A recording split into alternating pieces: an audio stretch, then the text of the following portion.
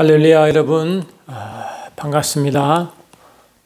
이제 곧 6월달에 이제 접어들었기 때문에 곧 이제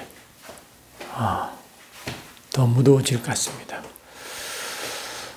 지난주에 말씀드렸듯이 이번 시간에는 백부대 심판 이야기를 좀 하려고 계획했는데 가만히 생각하니까 그보다 더 우선해야 될 부분이 부활 이야기를 좀 해야 될 것 같습니다. 부활 뒤에 백부자 심판 이야기 했으니까요. 그래서 부활 이야기를 좀 한 다음에 다음 주에 백부자 심판 이야기를 좀 하죠.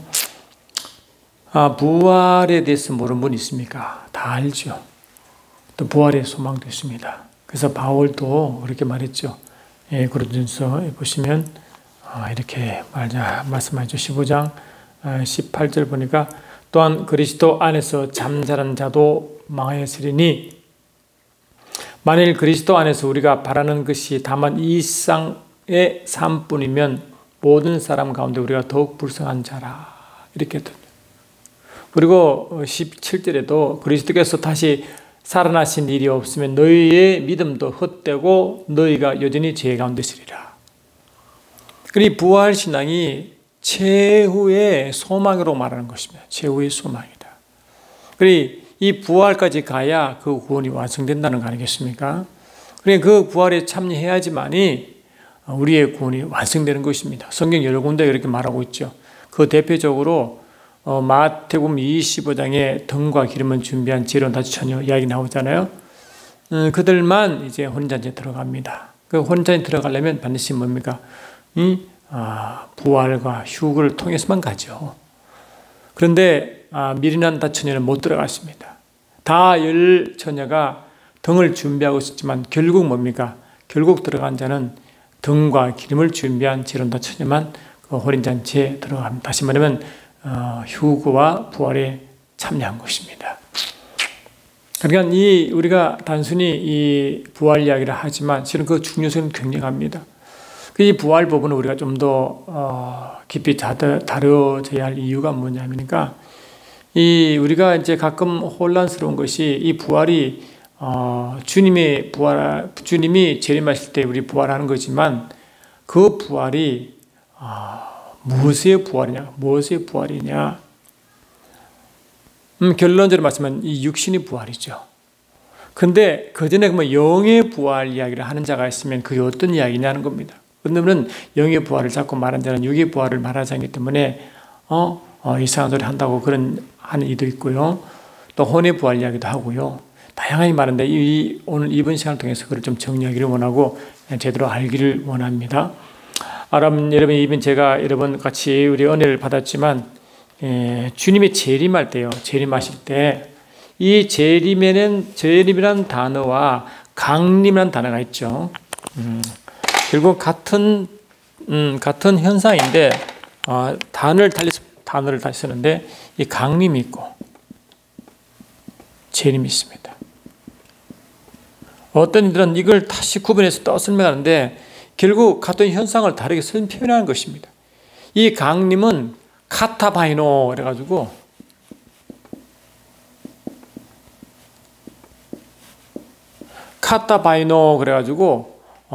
이 카타가 뭡니까? from down from 뭐로부터 아래로 것이고 이게 바이노가 이제 걸어가다 뜻이거든요. 그러니까 이 위에서부터 아래로 늘어온다는 것입니다. 천천히 걷듯이 늘어온다는 뜻이고, 그다음에 재림은 우리가 잘 아는 뭐냐 이게 재림은 뭐라냐니까 이게 파루시아라죠. 파루시아. 이 파루시아라. 이 파루시아가 우리가 일반적으로 이 파루시아라는 단어를 쓰죠. 이 파루시아는 뭐에 합성하냐면요. 이 파루시아는 것은 뭐냐니까 이 바로 이제 이게 뭐냐니까 그게 이 합성입니다. 이게 그러니까 이게 파레미에서 나오는데 이 파라와 에이미의 합성이에요. 파라와 에이미. 이 파라는 곁에 에이미가 있다. 함께 곁에 있다 뜻이거든요. 그리고 이 재림은 뭐를 강조하냐니까 우리 재림을, 주님 다시 오심을 기다리는 자들이 주님과 함께 있는 그 이걸 중요시. 그러니까 이건 도착지를 강조하는 거예요. 우리와 함께 있는 거. 그러면 이 강림은 이는 출발지를 강조하는 겁니다. 근데 결국 같은 현상인데 주님은 어디서 옵니까? 이 데살로니가서 4장 보면 이렇게 돼 있죠. 오늘 이를 좀 이게 분명히 하고 넘어가야 될 것이 제가 이 말씀을 같이 지금 나누고 있는 것입니다. 데살로니가서 4장 보니까 이렇게 돼 있죠. 4장 15절 보니까 우리가 주의 말씀으로 너희에게 이것을 말하노니 주께서 강림하실 때까지 강림 얘기나 강림한다. 이 강림은 뭡니까? 아까 말씀드렸죠. 이 카타바이논 때문에 위로 어디부터 어디서 위에서 아래로 그 뜻이 오다 이 뜻이잖아요. down from은 카타 뜻이니까. 그러니까 다시 말하면 주님이 강림하시는데 주께서 강림하실 때까지 우리 살아남은 자도 자는 자보다 결코 없이 못하리라. 주께서 호령과 천사장의 소리와 하나님의 나팔소리로 친히 하늘로부터 강림하시리니. 아멘. 하늘로부터 출발이 하늘부터 이제 오시는 거예요. 그러니까 이 강림은 출발지를 말 출발지. 그럼 재림이 뭐냐? 출발해서 우리 가운데 있을 파라에미의 이미 우리와 함께 있는 상태이기 때문에 이 도착지를 중심으로 하고 이 강림은 출발지를 강조합니다. 같은 현상을 이해하시겠죠. 그러니까 주님이 원래 어디 계셨습니까? 그렇죠? 이 에베소 2장 줄 보면 에베소 2장 줄 보니까 이미 잘 아는 말씀이지만 다시 한번 보시면 에베소 2장 6절에 그렇죠. 함께 일으키사. 에베소 2장 6절 함께 일으키사 그리스도 예수 안에서 함께 하늘에 앉으시니. 하늘에 앉으신 하나님이, 이 하늘이 삼층천 하늘이거든요. 이걸 참 하늘이다 그래요. 이 참 하늘인 삼층천에 가셔서 거기에 앉아 계시는데 혼자 계시는 게 아니라 함께 있다. 그 함께가 뭐냐? 물론 이 교회 성도의 영과 함께 했듯입니다. 나중에 같이 말씀드릴게요. 그러니까 계시니까 하늘에 올라가신, 하늘에 앉아 계신. 근데 다른 성경 보니까 우편에 앉아 계시다.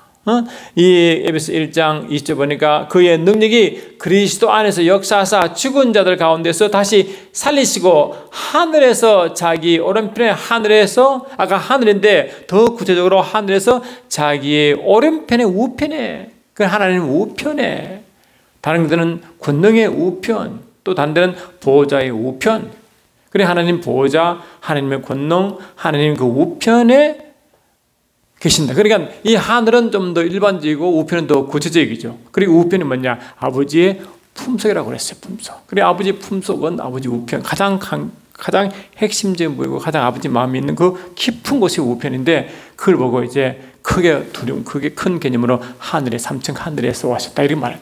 그래 하늘부터 아버지께로부터 이게 정확하죠. 하늘에서 아버지께로부터 내려오시다. 그것이 강림이에요. 강림. 이 강림은 이런 같은 이 현상, 그 second coming, 우리가 주님이 이제 이걸 second coming 하잖아요. 주님이 다시 오실 때 단어가 강림과 재림인데 그 강조점이 출발지냐 도착지에 따라 가지고 단어를 쓴다는 걸 여러분 아시면 헷갈리지 않죠? 근데 이런 뜻인데 이걸 가지고 엉뚱하게 자꾸 적용하는데 그거는 잘못된 것입니다. 이건 같은 현상을 이렇게 다르게 쓴다. 하나는 한 출발지고 하나는 도착지다를 보시면 이제 큰 오해가 없을 줄 믿습니다. 그래서 이제 재림이 우리 가운데 있으니까 가운데 뭐냐 우리가 이제 프레젠스 함께 있으니까 프레젠스다. 프레젠스다. 함께 있으니까 함께 있는 프레젠스다. 이 뜻이죠. 이렇게 하시면 되겠습니다. 그렇게 하죠. 그래서 주님은 이제 처음 오실 때 초림은 first coming 주님 말씀이 육신되어 처음 오신 그 초림 상태는 인류의 구원이죠. 근데 이 second coming은 인류 구원이 아니라 인류의 이제 심판입니다. 그저께도 말씀드렸지만 지난주에도 말씀드렸지만 주님의 재림 직후에 아마겟돈 전쟁이 있었죠. 그 아마겟돈 전쟁이 뭡니까? 심판의 전쟁이 있겠잖아요. 그리고 곧 끝나고 전염왕국이 지나고 곡과 마곡 전쟁도 심판이 임해가 있습니다. 그러니까 주님의 재림은 천년왕국을 이제 목표로 하는 거지만 실은 그 전으로 보면 그 first coming은 초림은 우리 구원이고 second coming은 주로 심판의 의미가 있다는 것을 여러분 아시면 이해에 도움이 되겠습니다. 이해되시죠? 그래서 이제 오늘은 부활 이야기 좀 하려고 하는데요. 근데 이 부활이 이 부활 단어가 뭐가 있냐니까 이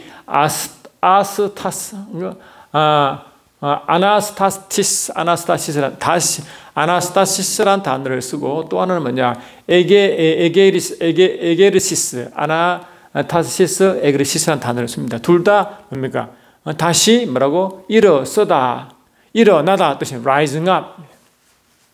같은 이제 부활 단어를 이게 두 가지 단어를 쓰지만 같은 뜻으로 이제 부활 뜻을 씁니다. 그러니까 이런 에게이시스란 에게이로에서 온 그 명사인 게 에게르시스인데 이 단어가 어디 있냐니까 바로 부활하다 또는 부활이라는 단어로 쓰죠.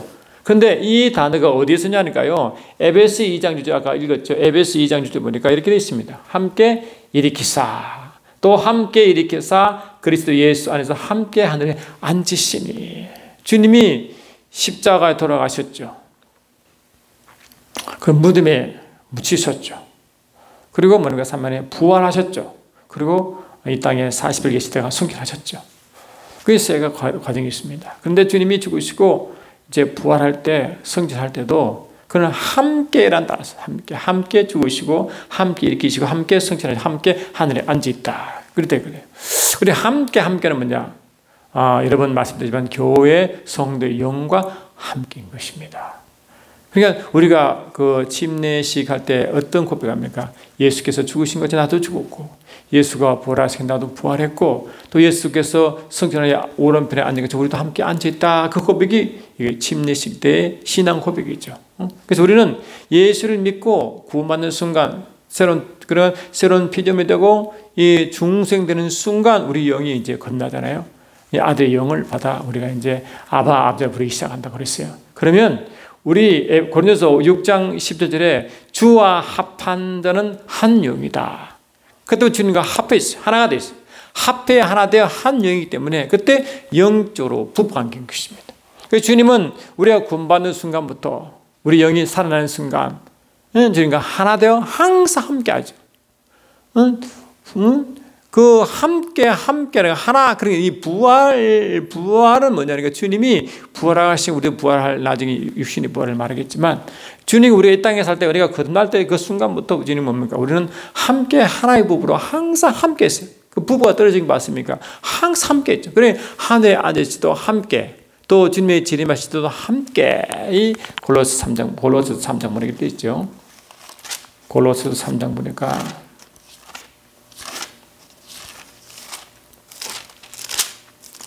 3장 그러므로 너희가 그리스도와 함께 다시 살리심을 받았으면 함께 살리심 받다. 이게 바로 뭐가 부활이다. 그러니까 이 영의 부활입니다. 영이 사는 것이 영에서 부활입니다. 위의 것을 찾아라. 거기는 그리스도께서 하나님 우편에 앉아 계시느니라.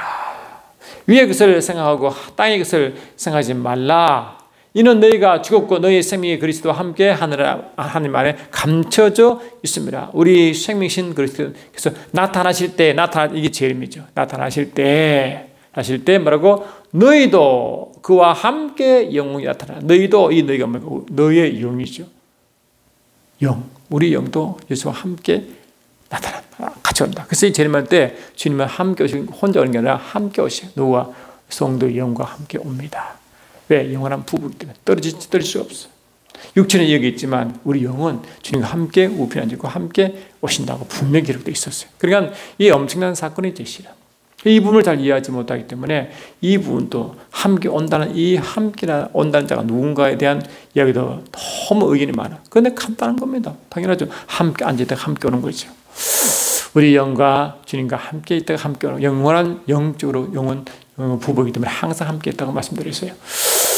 그래요. 그러니까 이제 이 부활은 에게이로란 단어를 쓸 때 그때 부활 단어를 쓰는데 그 주님 부활과 성도의 부활과 같습니다. 그때 우리 영이 주님과 함께 살리심 받을 때 그때 주님 부활할 때 우리 함께 부활할 때 그 주님 부활하실 때 함께 우리 영이 부활한 이유가 뭐냐? 그 부활이 뭐냐? 우리 영의 부활인 것입니다. 그 첫 번째 우리는 뭡니까? 우리가 일으킴 받다. 그 일으킴 받는 것이 뭐냐? 우리 영이 일으킴 받는 것입니다. 그게 뭡니까? 중생, 거듭남, 새로운 피조물 되는 순간입니다. 그 순간. 그래서 우리는 먼저 영의 부활이다. 영의 부활. 첫 번째 뭐라고? 영의 부활. 이건 뭐니까? 주님이 일으킴 받을 때부터 함께 일으킴 받을 때 그 뜻이다. 그래서 이 에베소서 2장 6절과 골로새 2장 12절에 함께 일으킴 받았다. 그 부활. 에게이로 다스린다. 이 영의 부활인 것입니다. 그래서 우리는 먼저 우리가 거듭날 때 영의 부활이 된 상태이다. 그리고 주님과 함께 우편에 앉아있다. 우리 영이 주님과 함께만. 두 번째 뭐냐? 두 번째는 혼의 부활. 이 처음 듣죠? 우리가요, 이 성경 말씀 보면 성경 번역할 때 원어 그대로 번역했으면 좋겠어요. 우리가 아담의 창조 기사 보면 창세기 1장 26절로 28절 있고 창세기 2장 7절 말씀이 두 가지 있죠. 특히 같은 건데 다르게 표현된 것입니다.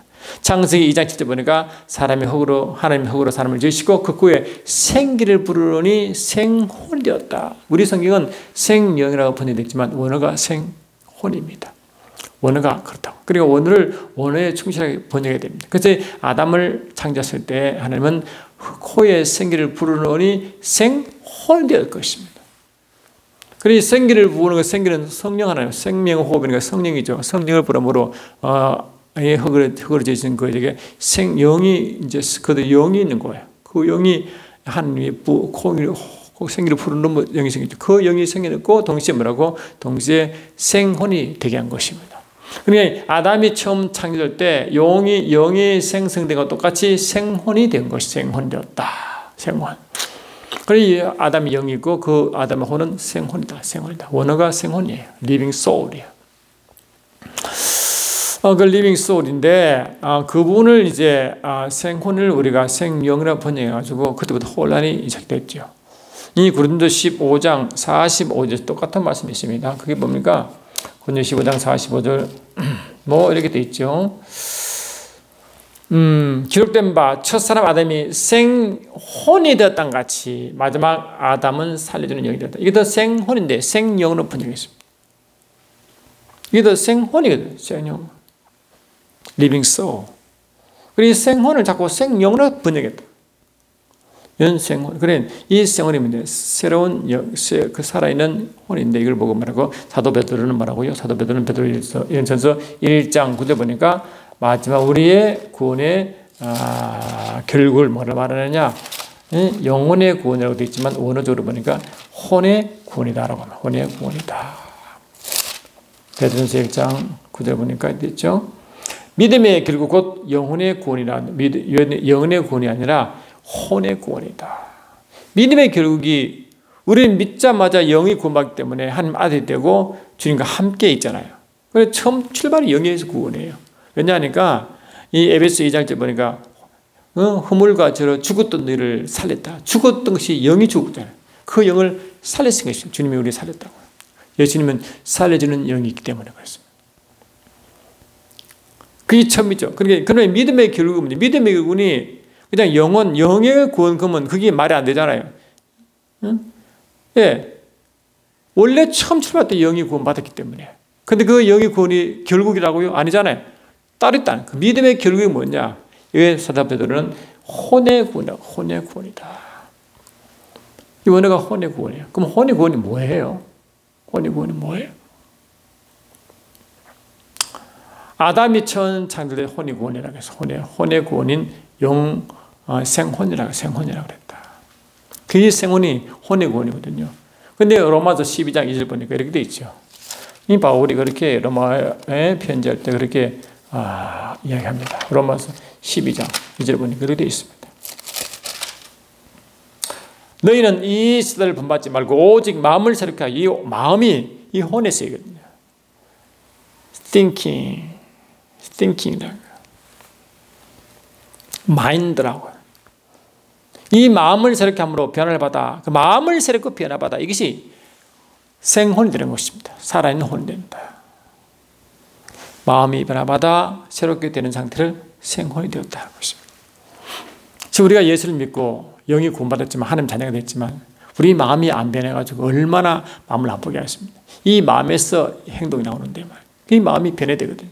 그 마음이 변화받아 하나님의 선하시고 기뻐하시고 온전한 뜻이 분별하라. 그래 하나님의 선하시고 기뻐하시고 온전한 뜻은 분별하고 나아가는 것은 우리 혼의 세계에서 일어나는 것이기 때문에 그에 따라서 생각과 마음이 작동대로 가는 거 아니에요? 의지가 있는 곳에 내가 그렇게 의지를 발동할 때 행동하는 거 아니에요? 그러니까 이 의지 발동할 때 혼의 세계가 변해야 그 사람이 이 마음 상태, 혼의 상태, 의 상태가 변해야 성숙한 자가 되는 겁니다. 그래서 우리가 예수를 믿고 살아갈 때 점점 성화의 과정을 받는 거예요. 좀 성화되어 간다는 것은 뭡니까? 그것이 우리 혼이 점점 변화받아 하나님의 꼭 쓰임 받으신 마음이 되어가는 거예요. 그러니까 사도 바울이 말한 것처럼 마음을 새롭게 함으로 변화를 받아가는 것이다.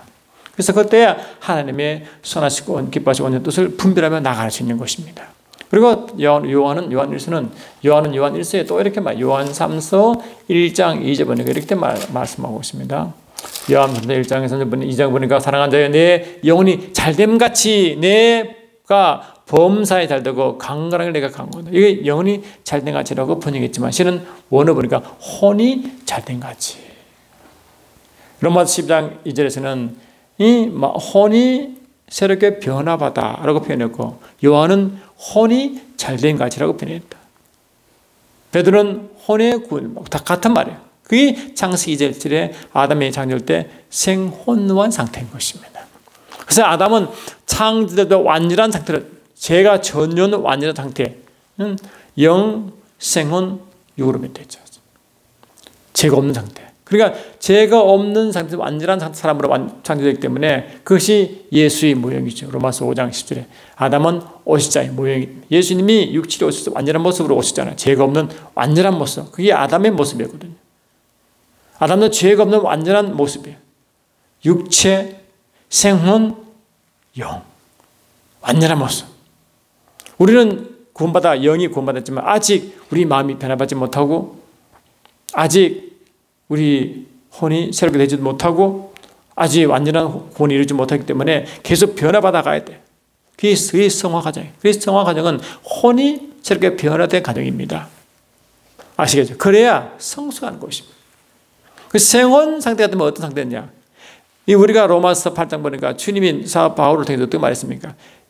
육의 생각은 사망이요 영의 생각은 생명과 평안이다.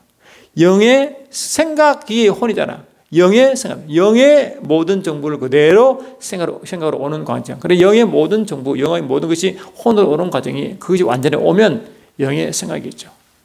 그러니 완전히 이 혼의 세계가 완전히 영을 따라가는 상태. 그러니까 이 혼의 세계가 영의 활동에 전혀 문제가 되지 않은 혼의 상태. 그게 생혼입니다. 그걸 보고 영이 완전히 성화되었다. 그때 그걸 보고 완전하게 성령으로 충만하여 온전히 성령으로 인도받는 상태. 온전히 성령으로 인도받는 상태가 생혼이에요. 아시겠습니까? 그게 우리 마음이 굉장히 중요한 거예요. 이 내 마음, 혼이 변화받지 못하면요. 저와 여러분도 아버지 마음을 많이 아프게 하고 하나님 일을 하지 못하고 예수를 믿어 구원받았지만 여전히 예수 믿지 않은 사람처럼 살아가고 어쩌면 더 악하게 보일 수도 있습니다. 사단의 영향받고 자기의 변화받지 않던 그런 마음 상태, 변화받지 못한 그런 이 마음, 그 다음에 혼의 세계의 생각이 아주 변화받지 못해가지고 예수 믿기 전의 상태로 계속 그렇게 살아가는 그런 사람들이 솔직히 많죠. 우리가 이 생혼되어 달라고 예를 쓰는 사람도 그것 때문에 괴로워하는데요. 아예 그런 의식이 있으면 얼마나 엉망이겠어요. 그러니까 이 하나님 예수를 믿어도 하나님의 영광을 위해 살지 못하고 복음을 위해 살지 못한 사람은 대부분 그런 유류 사람들입니다. 실은요.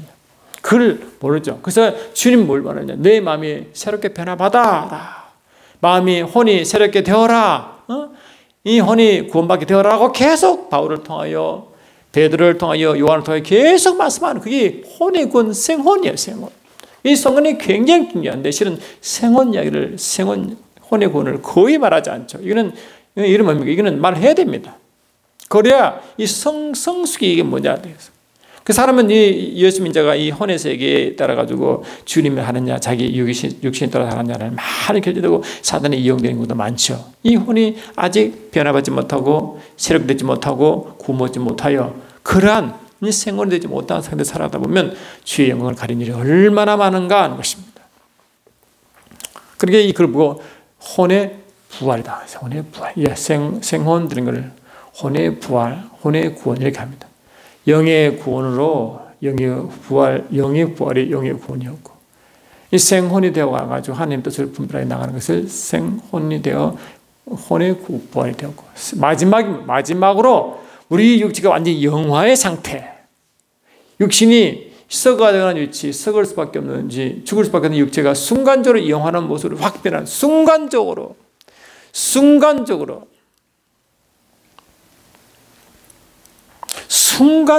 눈 깜짝할 사이에 변하는 그것가 우리 육체가 신령한 몸으로 했어요. 사도 바울이 고린도서 15장 말하는 신령한 몸으로, 그러니까 그걸 모르고 육신이 부활해. 육신이 부활해. 우리 육신이 영화되는 말 들었죠. 그때가 육신이 영화예요.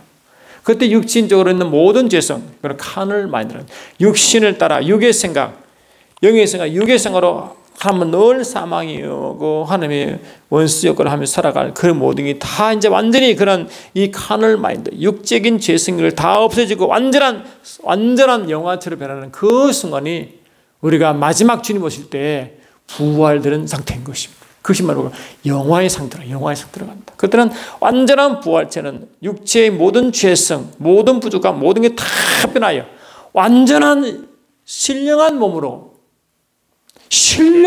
그 신령한 몸은 천사와 같은 모습으로, 예수님이 오실 때 예수와 같은 모습으로 변해버린다는 것입니다. 그게 육신의 부활인 것이죠. 그래서 우리의 완전한 부활이 뭡니까? 완전한 부활은 육신의 부활을 가야, 육신의 부활까지 가야 완전한 구원에 도달하는 것입니다. 그래서 이 구원은 이렇게 이 세 단계를 나누어 가는 것이에요. 그래야 주님은 우리 보고 완전한 구원이 이룬다고 하는 줄 믿습니다.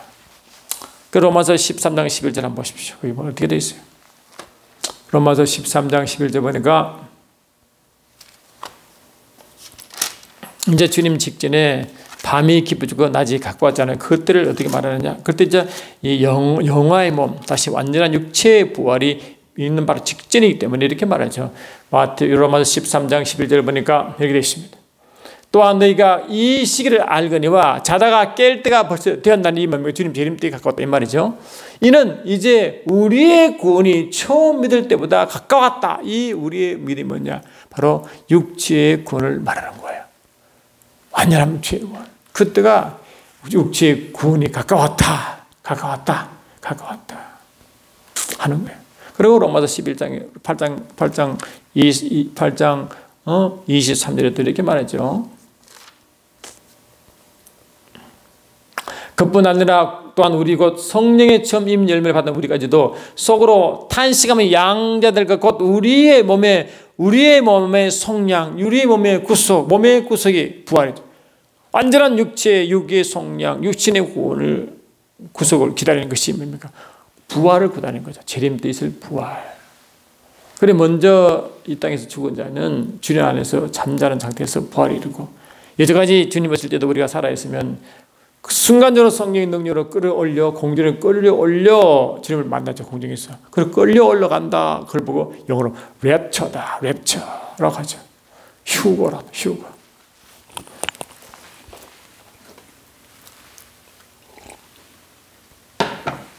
주님이 부활하시도 하나님의 그 능력으로 부활시켜요. 그 성령의 능력으로 부활시켜요. 그 능력이 우리 속에 있어. 그 능력으로 우리를 부활시킵니다.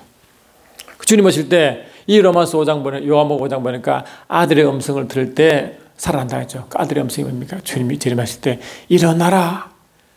나사로가 무덤에 있을 때 주님이 그 무덤 앞에서 나사로가 일어나라 할 때 그 죽은 자가 소리 듣고 난 것처럼 아들의 음성 듣는 자마다 살아난다고 했어요. 그 주님이 재림하실 때 공중에서 종주로 임하실 때 일어나라 할 때 그 소리를 듣는 자가 누구냐? 구원받는 자가 그 음성을 듣는다는 거예요. 그러면 순간적으로 그 능력으로 주님이 끌려올려 주님 공중에서 그 주님을 만나가 되어, 그때는 신부가 혼인잔치 준비를 다 끝낸 상태이기 때문에 그냥 혼인식이 이루어지죠. 공중 혼인잔치가 이루어지는 것입니다. 공중에서. 그런 것이죠. 그러니까 여러분 이제 이 부활이 이 세 단계의 부활이심을 이해했습니까? 그런 것입니다. 그러므로 우리가 이제 이 부활은 뭘 보았습니까? 우리가 이 땅에 살아갈 때 이 혼의 부활이 남아있고 계속 진행하면서 결국 육체의 부활을 기다리는 것이 육체의 부활을 기다린다. 그러면 우리가 이전 시간에 여러 번 말씀드렸지만 이 부활, 휴와 부활은요, 딱 한 번 있습니다. 환란 전에 부활이라고 말하면 그거는 아닌 것이라고 성경을 통해서 제가 증거했죠. 그거는 절대로 성경이 그렇지 않다. 끝까지 이기는 자, 끝까지 견디는 자가 마태복음 여러 번 나오고 이 계시록 2장, 3장에서도 7교회에 주신 공통의 메시지가 뭡니까? 끝까지 이기는 자는 계속 이기는 자다. 그리고 계시록 9장, 7장 보니까 이 육직은 14만 4천 12지파를 비유하여 구원받은 성도의 상징성을 말할 때 똑같은 다른 방법으로 뭡니까? 큰 환란에서 나오는 흰옷 입은 무리가 같은 무리라고 말씀했죠.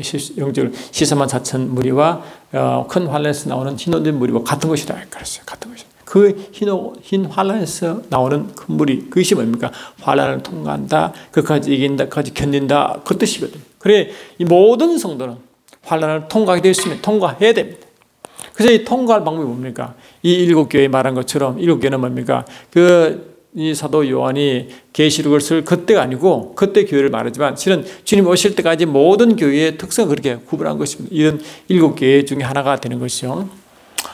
그 교회들에게 다 책망이 있고 또 나름대로 책망도 있고 칭도 있지만 모든 책망받은 교회도 있고 또 책망받은 교회도 있지만 여튼 공통적으로 준 주님 말씀이 뭐냐? 끝까지 이기는 자. 끝까지 이기는 자. 그럼 어떻게 이기느냐? 또 있죠. 뭡니까? 성령의 교회들의 한 음성을 들어라. 성령의 교회들의 한 말씀을 들어라. 그래서 성령으로 말씀을 듣고 성령으로 인도받고 계속 성령 주신 말씀을 계속 따라가는 자가 뭐라고? 끝까지 이기는 자다. 그런 자가 먼저 계시록 4장 5장에 뭡니까? 하늘 예배를 드리는 자, 늘 보좌에 주시면 늘 주님 앞에 걸어간 예배 드리는 자의 모습이 바로 그런 모습이다 했죠. 그게 뭐냐? 마태복음 25장에 바로 이 지혜로운 다 처녀의 이 등과 기름을 준비한 처녀를 그렇게 표현합니다. 왜? 이 등이 이 말씀이고 기름은 이 등이 활 빛나게 하는 그런 성령의 역사를 말하는데 그런 이 늘 살아있는 운동의 말씀을 가지고 늘 말씀 따라가는 자, 그것이 뭡니까? 등과 기름 준비한 자죠. 그리고 불이 붙어야 어둠 밝게 합니다. 영적인 불이죠.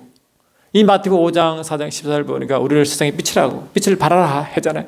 빛을 발하는 것은 영적인 빛을 발하는 거죠. 그러면 어떻게 발하겠어요? 이 말씀이 항상 역사하여 그 말씀으로 분별하고 말씀으로 이기고 말씀으로 나가는 그런 성도 아니겠어요? 성령으로 인도마다 늘 성령이 주신 그 순간순간 성령 음성을 듣고 말씀을 듣고 나가는 자, 그 뜻이거든요. 그런 자만이 말하고 어둠을 분별할 수 있고 어둠을 밝힐 수 있고 어둠을 이길 수 있죠. 그렇게 끝까지 이기나가. 어둠이 그렇게 많은데 이 주님 지른 직전에 이 로마서 10장 12절처럼 13장 12절처럼 이 밤이 깊고 아직 갖고 그 밤이 깊은 영적 깊을 때 어둠이 얼마나 깊겠어요. 얼마나 혼란스럽겠어요. 그럴 때 이 불을 계속 밝힘으로 이 어둠이 무엇인지 존재가 무엇인지 계속 분별하며 또 이기며 밝히며 나가죠. 어떻게 주님 오실 때 같이 가는 것입니다. 그래서 주님은 이 마태복음 4장에 주님이 처음으로 이 땅에 이제 육신이 입고 오셔서 육신의 아버지 요셉을 따라가지 않고 하늘 아버지의 메시지를 시작할 때 그게 제사장 직분을 시작하는 거죠. 구약에서도 제사장 직분은 30세부터 시작하잖아요. 그 주님이 대제사장으로서 30대 이제 하는 일을 시작하는데 그때 성령을 기름 부음 받고 침례요한부터 침례 받을 때 하늘부터 큰 현의 기름을 부으시고 권능을 입고 성령의 권능을 입고 갈릴리에 돌아가실 때 처음으로 하신 일이 뭡니까? 광야로 나갑니다. 그때 성령으로 인도함 받죠. 그래서 성령으로 인도함 받으면서 뭡니까? 성령으로 인도함 받아 한 일이 뭡니까? 이 광야에는 이런 시험한 자가 있다. 그 시험한 자를 어떻게 이기느냐? 그걸 알려주잖아요. 그래서 성령으로 뭡니까? 이 성령을 계속 인도함 받는 어떻게 예수님께서 뭡니까? 그 많은 이 시험한 자 시험을 어떻게 했습니까? 이 욕으로 그러고 뭡니까? 먹고 마시고 음식이 아니라 여호와 입에서 나는 모든 말씀으로 이긴다고 말했잖아요. 그거로 계속 이겨나간다고. 이 마태복음 4장 4절이죠. 그러니까 이 성령으로 인도한 자가 성령이 주신 말씀을 매 순간 성령이 주신 그 말씀을 그걸 레마라 그러는데 레마를 계속 받으며 이겨나가는 거예요. 그게 바로 등과 기름을 준비한 다 처녀의 모습이고 그런 자가 끝까지 환난을 통과하고 이기는 자의 모습. 그런 자가 뭐라고? 그런 자가 혼인잔치에 들어갔죠. 왜? 등과 기름 준비한 자가 끝까지 갔잖아요. 그러니까 가난 그 뭐냐 혼자 들어갔지 않습니까? 그게 뭡니까? 끝까지 이기는 자의 모습 어떻게 이기느냐? 등과 기름 준비한 상태로 가야 된다를 설명하는 것입니다. 이해되십니까 이제? 예, 굉장히 중요한 개념입니다. 그래서 이제 이러한 부활을 끝까지 참여하는 자, 그래 먼저 죽은 자는 부활이고 이 땅에 살아난 자는 그들의 이제 육이 순간 변하여 공경으로 끌려오른 그런 휴거에 참여하는 자가 되려면 그런 자가 되어야 된다고 말씀하는 거예요. 그러니까 이제 그러니까 뭡니까? 이 부활은 딱 일회성입니다. 휴거도 일회입니다. 여러분 있지 않습니까? 환난을 통과하여 끝까지 이기는 자에 해당하는 주님이 오시고, 그리고 주님 먼저 오시죠. 하늘로부터 아버지께로부터 이제 먼저 오시면 그 순간에 뭐가 아들의 음성을 듣는 자, 일어나라 하는 음성을 듣는 자가 순간 일어납니다. 그래 먼저 주님 앞에 잠자는 자가 먼저 일어나고 그게 부활이죠. 두 번째 이 땅에 살아남은 자가 공중에 끌려오른 그런 휴거를 참여한다. 그리고 동시에 재림과 동시에 부활과 휴거가 동시에 일회성으로 나타난다고 했습니다. 항상 일회성이다. 항상 중요한 것입니다. 그런 것들을 잘 아셔야 이제 부활이 그렇게 진행되는구나. 그래서 부활에 참여하려면 이런 삶을 살아야 하는 걸 이제 감이 오죠. 항상 감이 오죠. 마태복음 24장도 이 주님의 요한계시를 축소판인데 항상 하신 것이 뭐냐? 끝까지 견뎌라. 할렐루야. 끝까지 견디는 자가 끝까지 견뎌라. 제가 한번 더 말씀 보면 이렇게 되어 있죠. 마태복음 24장을 다시 한번 보시면 이렇게 되어 있습니다. 마태복음 24장 13절 보니까 그러나 끝까지 견디는 자는 구원을 얻으리라. 이 구원이 부활과 휴거죠. 끝까지 견디는 자는 구원을 얻으리라. 이 천국복음이 모든 민족에 전거되어야 하려니 온 땅에 전파. 이 천국복음이 모든 족속에 전언되기 위하여 온 땅에 전파되니 그때 그제야 끝이라. 이 끝이 재림입니다. 그 재림 때까지 말하고 재림 때까지 끝까지 견디는 자가 이 재림의 구원에 이른다. 이해되시죠? 그 말씀이다. 그러니까 성경 그 어디 봐도 환난을 통과하기 전에 휴가는 말은 한 군데도 없고 그 말씀을 오해했기 때문에 그렇다고 제가 오해 부분을 제가 일일이 설명했죠. 그러니까 말씀을 잘못 번역했다. 생혼을 생명이라고 번역한 자문과 똑같이 그런 우를 바라기 때문에 잘못 알고 그렇게 먼저 휴구한다 있다고 그렇게 가르쳤죠. 그래서 의도하지 않게 시한부 종말론자가 나오게 되었고 그런 주장 때문에 시한부 종말론들이 이 정상적인 이 신앙을 하는 그런 교단 내에서도 그런 일이 벌어지고 있다는 겁니다. 얼마나 웃었습니까? 시한부 종말론을 욕을 하면서도 이 계시록의 마지막 종말론이 그런 글을 포함하고 있기 때문에 그것도 항상 그럴 수 있다는 거죠. 지금대로 보면요, 이 주님 재림을 준비한다, 주님 재림에 환난 전에 휴거를 준비한다고 준비한 무리들이 한국도 있습니다, 여러분. 그런 이야기 들었습니다. 미국도 있었고 말이죠. 그런 웃지 못할 일입니다. 왜? 성경을 잘못 해석하고 이해하지 못하기 때문에 그런 우를 범하게 되었다. 그러므로 저와 여러분도 제대로 성경 말씀을 성령 안에서 말씀 풀어지고 이해되어 가지고 혼란에 빠지지 않고 끝까지 성령으로 충만하여 생원 상태에서 끝까지 우리가 늘 성화되어 가고 계속 주의 뜻을 따라가 주의 말씀을 따라 주의 성령을 인도받아 결국 뭡니까? 완전한 영화 상태에 이르는 그런 구원의 마지막을 여러분 다 맞아하실 수 있는 저 여러분들이 지금 축원합니다. 할렐루야. 그런데 보시니까 뭐가 있느냐? 이제 하나 더 우리가 할 것이 뭐냐니까 바로 이 부활 종류가 있습니다. 부활 종류. 히브리서 11장 35절 보면 이렇게 되어 있어요. 그걸 보니까 여자들은 자기의 죽은 자들을 부활로 받아들이기도 하며 또 어떤 이들은 더 좋은 부활을 얻고자 하여 심한 고문을 받되 구차히 풀려나기를 원하지 아니하며 하므로 여기 순교자의 부활은 더 좋은 부활에 해당됩니다. 다 부활하죠. 동시에 다 부활하는데 부활 후의 상태가 달라집니다. 우리가 이미 알다시피 주님 앞에 우리가 이제 다 생명체에 기도했으면 생명체에 기도된 자가 나중에 이제 어디 가면 자기가 행한 대로 상급받죠. 행한 대로 상급받잖아요. 행한 대로 상급받는데 이 행한 대로 상급받을 때 가장 큰 상급이 순교 상급이라고 말합니다. 순교자. 그런 순교에 해당되는 상을 받은 자들이 뭐라고? 그들은 부활을 더 좋은 부활하고 이렇게 세수하는 거예요. 더 좋은 부활이다. 더 좋은 부활 이렇게 해석하는 것입니다. 그러니까 저와 여러분도 더 좋은 부활에 참여하시도록 애를 써야 됩니다. 아시겠죠? 그러니까 이런 더 좋은 부활을 더 좋은 부활을 알고 있어야 된다. 근데 이 천년왕국 때는 뭡니까? 더 좋은 부활에 참여하는 모습이 나오죠. 어떻게 나오느냐? 이 계시록 20장 4절로 5절 보니까 나와요.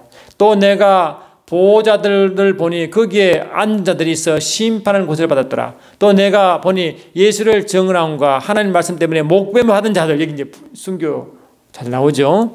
자들이 영혼, 즉 근데 저들인데 즉 뭐냐? 짐승과 그의 우상에 경배하지 않냐고 그들의 이마와 손에 그의 피를 받지 않은 자들이 살아서 그리스도와 더불어 천년 동안 왕노하니 그 나머지 죽은 자들은 그 천년 차이까지 살지 못하더라. 이 산다는 것은 부활에 참여하는 거 말합니다. 이는 첫째 부활이라. 첫째 부활에 참여한 자들은 복이 있고 거룩하다. 둘째 사명이 그들을 다스리는 권세가 없고 도리어 그들이 하나님과 그리스도의 이 제사장이 되어 천년 동안 그리스도 더불어 왕노하리로다. 이 천년 동안 왕노하는 상태인데 특히 여기에 보니까 더 좋은 부활에 참여한 자들이 있다. 그게 순교자들이 있는데 순교자들은 주님 가까이 심판하는 권세로 심판의 보좌로 같이 있다. 내가 보호자들을 보니 거기 앉은 자들이 앉아 심판하는 권세를 받았다라고 하잖아요. 그러니까 주님 가까이 계시고 그 주위에 다시 이제 보호자가 있는데 그 보호자에 앉은 자들이 그 순교자의 부활에 순교자의 앉은 자리다.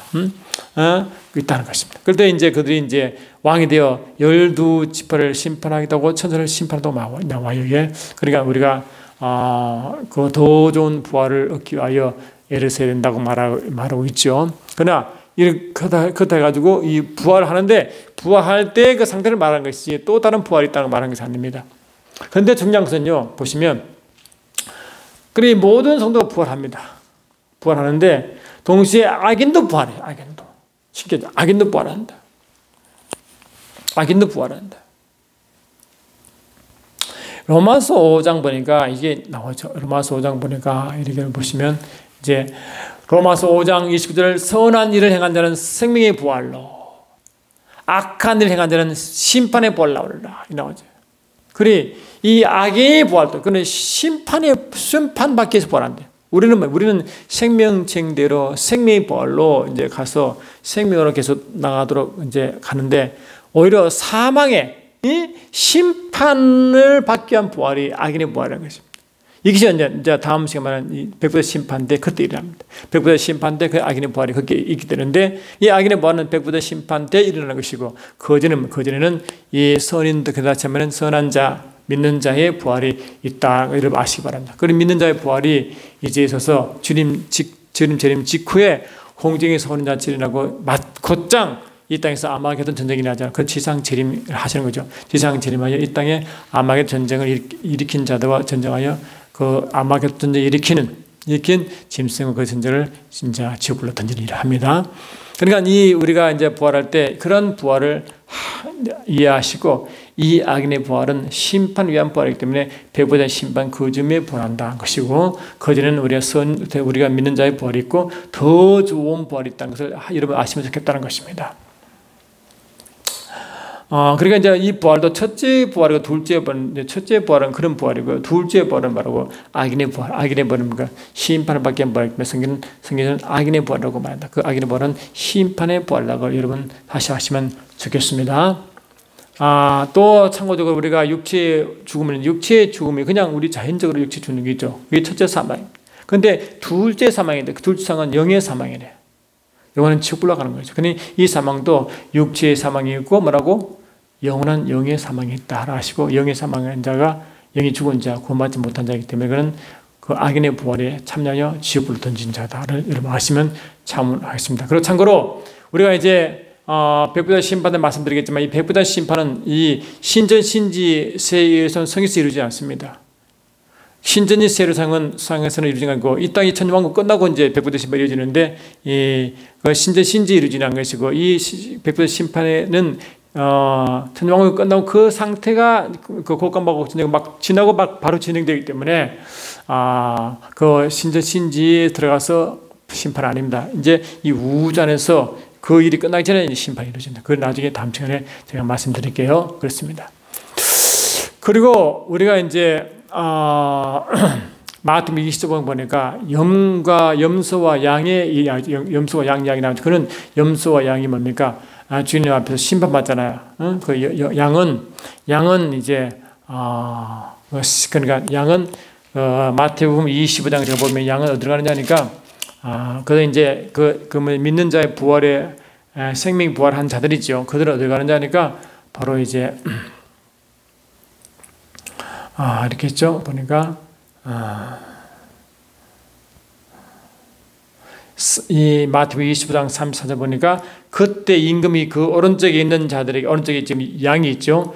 이 오른편에 있는 자들에게 이르시되 내 아버지께 복받은 자여 자들이여 나와 창세로부터 너희를 위하여 예비된 나라, 창세로부터 예비된 나라가 뭐냐면 이 삼층천입니다. 새 하늘 새 땅 있는 그곳, 새 이름 성이 있는 그곳, 그게 이제 예비된 나라를 상속하다. 이게 이제 이미 삼층천은 창세기 1장에 이미 예비됩니다. 그걸 말하고 동시에 왼쪽에 있는 염소는 누구냐? 이 악인의 부활에 참여한 자들이죠. 이들은 뭐라고? 마태복음 25장 41절에 또 왼편에 있는 자들에게 이게 뭐라 염소들입니다. 이르시되 저주를 받은 자들아 나를 떠나 마귀와 그 사자들을 위하여 예비된 영원한 불에 들어가라. 이 지옥불이죠. 여기에 들어간답니다. 누가? 이 마귀들과 그 따르는 무리들이 있는 그곳에 이제 이들이 심판받아 지옥불로 던집니다. 그리고 이 심판이 뭐냐? 주님이 인자가 자기 영광으로 모든 천사와 함께 올 때 자기 영광의 보좌 앉으리니 바로 이게 이 인자가 자기 영광으로 온다 할 때 뭡니까? 이 재림 때의 상태죠. 재림 상태. 이 재림 상태에 모든 민중이 나와놓고 이제 염소와 양을 구분하는 그 상태입니다. 그러니까 이건 신지 상태가 아니고 뭐라고? 재림 이후 바로 그 상태입니다. 아시겠죠? 그걸 아시고 나중에 이제 내 다음 시간에 배부의 심판이야 할 것입니다. 그러니까 오늘 드린 말씀은 이 부활 이야기를 할 때 이 부활을 잘 이제 이해하셔서 우리가 성경 말씀을 이해하고 계시로 이해하실 때 큰 도움이 되었으면 좋겠습니다. 여러분 이해되셨습니까? 다음 시간에 또 뵙겠습니다. 여러분 고맙습니다. 감사합니다.